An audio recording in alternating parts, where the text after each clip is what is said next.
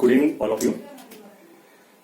Now, we have studied about chapters first और chapter second according to NCERT book.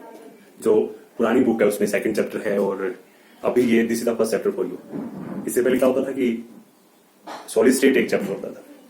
तो solid state को जो है सीबीएसई ने स्टेट ऑफ मैटर में ट्रांसफर कर दिया, तो 11th क्लास में ट्रांसफर कर दिया.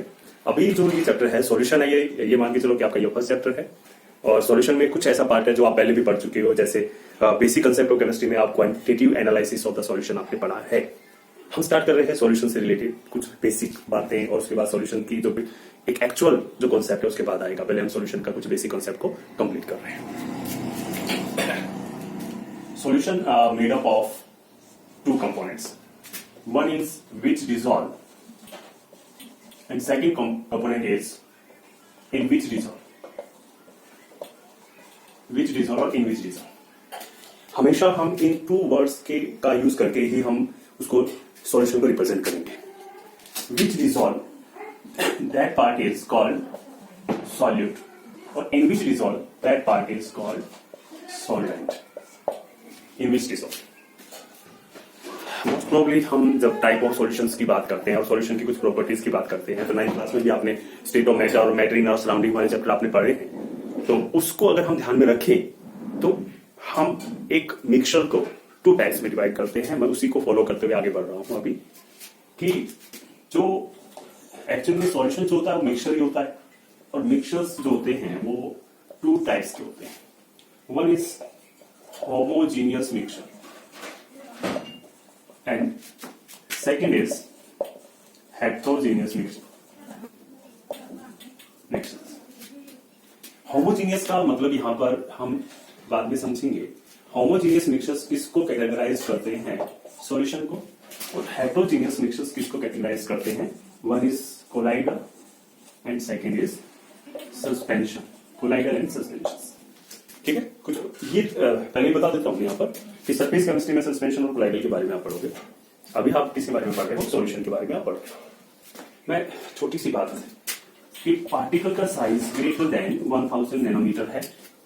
मेरा size of particles is lie between 1000 nanometre. ये ध्यान रखो कि बेटा यहाँ पर ये नैनोमीटर में दिया हुआ है, कोई कंफ्यूजन हो जाए पिकोमीटर में और एंगस्ट्रॉन में अगर दिया होता है तो फिर ये नहीं अप्लाई करेंगे. बेसिक यही बातें होती हैं कि हम नैनोमीटर में एक्सप्लेन करते हैं तो नैनोमीटर का मतलब यही होता है. The size of particle is less than 1 nanometre. Solution is transparent. Most probably aqueous solution के बारे में बात करते हैं. ये जो कोलाइडल होता है वो ट्रांसलूसेंट होता है और ये ओपेक होता है. ये हम ध्यान में रखेंगे कुछ प्रॉपर्टीज को. बट हमें किसके बारे में देखना है, सॉल्यूशन के बारे में देखना है, क्योंकि इस चैप्टर में सॉल्यूशन ही मेन है हमारे पास. और जब सरफेस केमिस्ट्री आएगी तो उसमें कोलाइडल और सस्पेंशन के बारे में भी कुछ बातें हम एक्सप्लेन करेंगे. ठीक.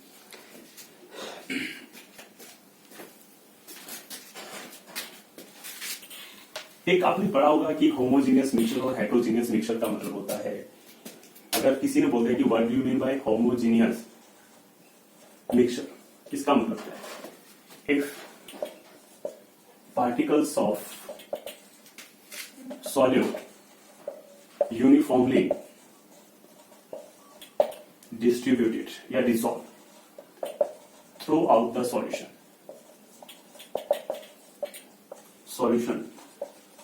is called homogeneous mixture.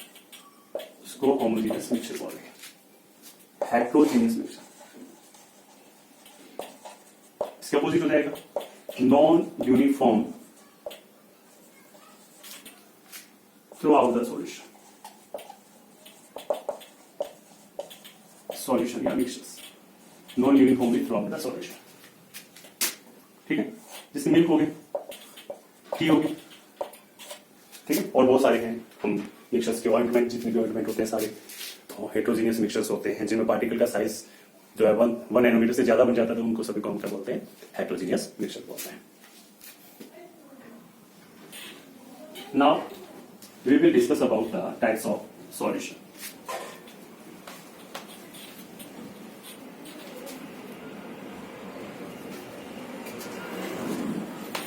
Types of solution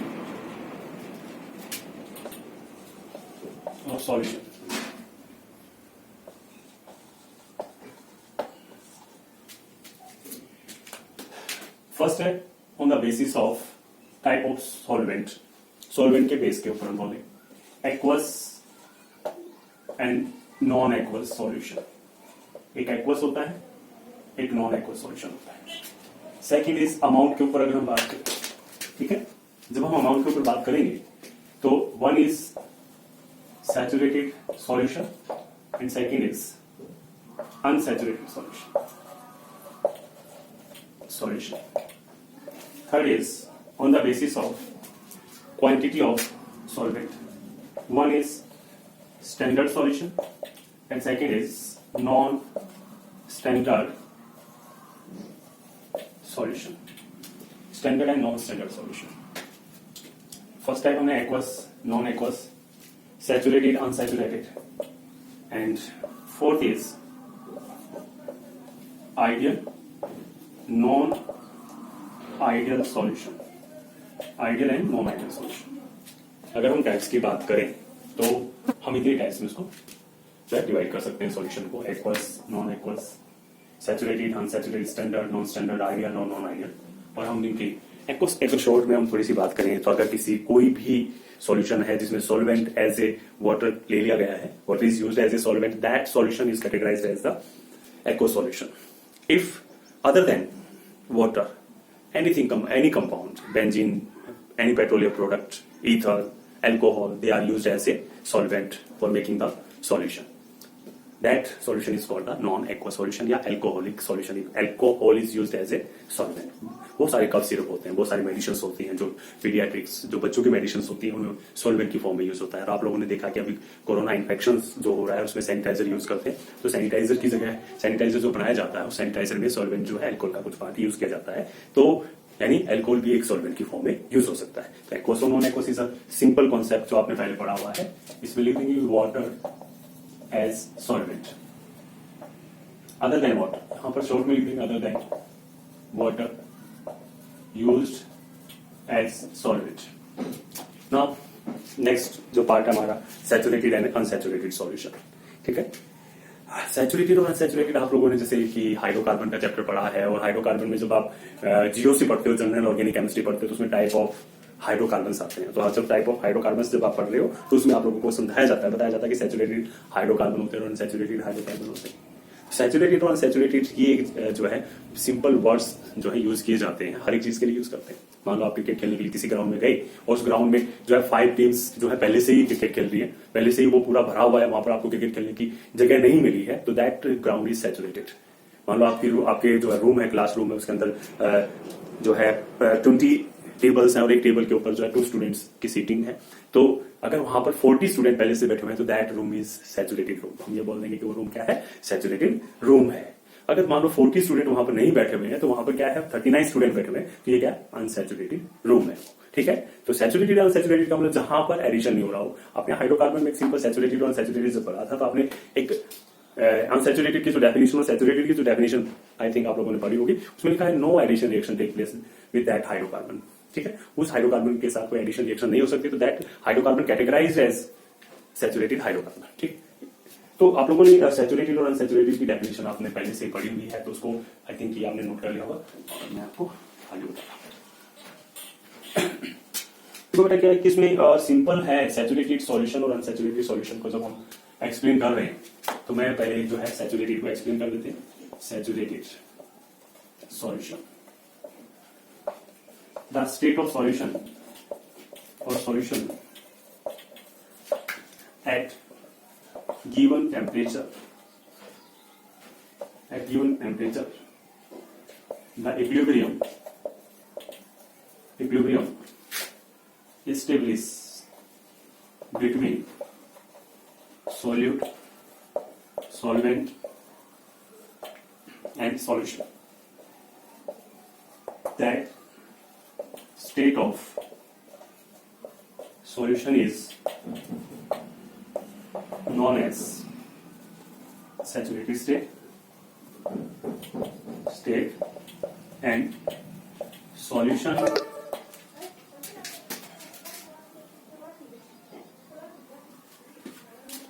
is known as saturated solution. Saturated solution. तो अब हम नीट और आईआईटी की जब हम बात करते हैं तो नीट और आईआईटी में क्या होता है कि जो चीजें हम छोड़ देते हैं, जब हम सोचते हैं कि बहुत सारा इजी है, बहुत इसमें से क्या आएगा, वहीं से आता है।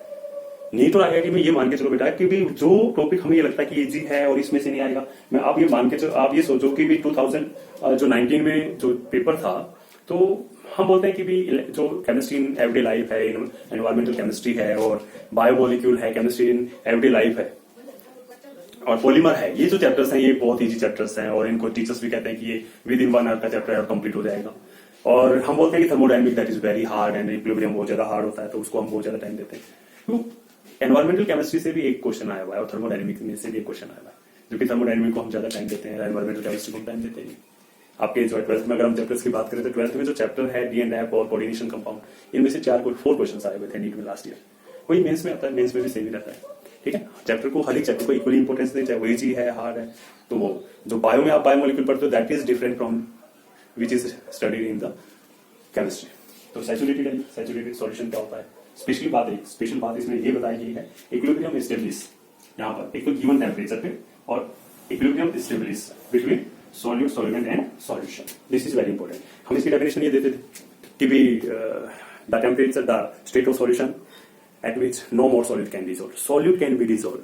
मैं ये बोल रहा हूँ, मैं डिफरेंट बात कर रहा हूँ। Solute can be dissolved, continue, but there is a equilibrium established between the solute, solvent and solution. Equilibrium होता है बेटा, ठीक है। तो इक्विलिब्रियम में आप लोगों ने पढ़ा है कि जब हम सॉल्यूट को उसके नीचे जाकर जितना हम डिसोल्व करते हैं उतना ही नीचे बॉटम में रहता है, तो वो न्यू जो सॉल्यूट हमने डाला है that solute dissolve in water and pre existing solute come out from the solution. ऐसा होता है। ऐसा नहीं कि न्यू सॉल्यूट आपने डाला तो उसका कुछ हुआ ही नहीं है, वो न्यू सॉल्यूट जो आपने डाला है that is dissolved in water, that should be dissolved in water and pre existing dissolved solute come out from that solution, ठीक है। तो अनसैचुरेटेड जो है, there is a no equilibrium established between the solute solvent, इसका अपोजिट आ जाएगी बात, तो आप लिख ही भी सकते हो। The state of solution at given temperature, no equilibrium. मैं किसकी बात कर रहा हूं, अनसैचुरेटेड सॉल्यूशन की, अनसैचुरेटेड सॉल्यूशन की, ठीक है। यहां पर the state of solution at given temperature, no equilibrium established, no equilibrium, special word use कर दिया मैंने यहाँ पर, no equilibrium established between solute, solvent and solution. That solution is called the unsaturated solution. Clear? चलो next आगे बढ़ते हैं। देखो इसमें आगे हमारे पास जो था वो हमारे पास था एक जो standard and non standard solution, ठीक है। Standard and non standard solution की हम बात कर रहे हैं। स्टैंडर्ड को हमें पहचानना पड़ेगा कि कोई भी सॉल्यूशन है, जैसे आप लैब में आप जाते हो, केमिस्ट्री लैब में बॉटल्स के अंदर जो एसिड रखा होता है या कोई कंपाउंड रखा होता है तो बॉटल के ऊपर स्पेशली लिखा होता है कि ये क्या कंपाउंड है, ठीक है। स्टैंडर्ड का मतलब कोई भी चीज, वर्ल्ड में कोई भी चीज है जिसके बारे में हमें सारी बातें पता होती है उसको स्टैंडर्ड बोलते हैं, ठीक है। हम बोलते हैं ये स्टैंडर्ड है, ये नॉन स्टैंडर्ड है, तो उसी वर्ड को हमने यूज कर लिया। पर स्टैंडर्ड का मतलब क्या होता है, मैं आपको एक एग्जांपल के थ्रू ही सब कुछ बता रहा हूँ। मैंने लिखा यहाँ पर मैंने यहाँ पर 3 बॉटल्स ली हुई है, 3 बीकर्स या बॉटल्स जो लैब में रखी है। मैंने यहाँ लिखा कि NaOH एक्वस NaOH सॉल्यूशन, मैंने ये फर्स्ट बॉटल में लिखा। सेकंड में लिखा मैंने NaOH aqueous solution and third में मैंने लिखा यहाँ पर NaOH 10M एक्वस, ऐसे लिखो। ऑल 3 बॉटल्स में देखो कि क्या डिफरेंस आ रहा है सभी बॉटल्स के अंदर। This bottle only explain about the solute के बारे में बता रही है, not explain about the solvent के बारे में कुछ नहीं बता रही है कि कैसे सॉल्वेंट है।